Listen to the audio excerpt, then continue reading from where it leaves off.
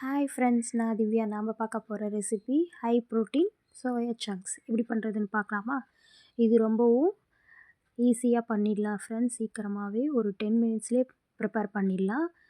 இது ஈவினிங் ஸ்நாக்ஸாகவும் சாப்பிட்லாம், இல்லைனா சைட் டிஷ்ஷாகவும் வச்சு சாப்பிட ரொம்பவே டேஸ்டியாக இருக்கும். கிட்ஸுமே விரும்பி சாப்பிடுவாங்க. நீங்களும் ஒரு டைம் ட்ரை பண்ணி பாருங்கள், உங்களுக்கு ரொம்ப பிடிக்கும். ஃபஸ்ட்டு அதுக்கு நம்ம ஒரு பேனில் ஆயில் சேர்த்து ஸ்பைசஸ்ஸு, அதுக்கப்புறம்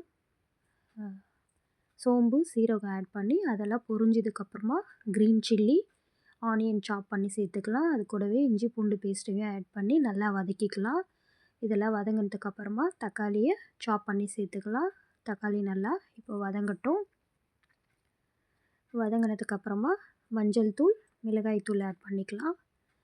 நல்லா மிக்ஸ் பண்ணிக்கோங்க. பச்சை வாசனைலாம் போகட்டும். அதுக்கப்புறமா நம்ம வேக வச்சுருக்கிற சோயாவை இது கூட ஆட் பண்ணிக்கலாம். நான் குட்டி குட்டியாக இருக்கிறது எடுத்திருக்கேன். நீங்கள் உங்கள்கிட்ட எந்த சோயா இருக்கோ அதை ஆட் பண்ணிக்கலாம்.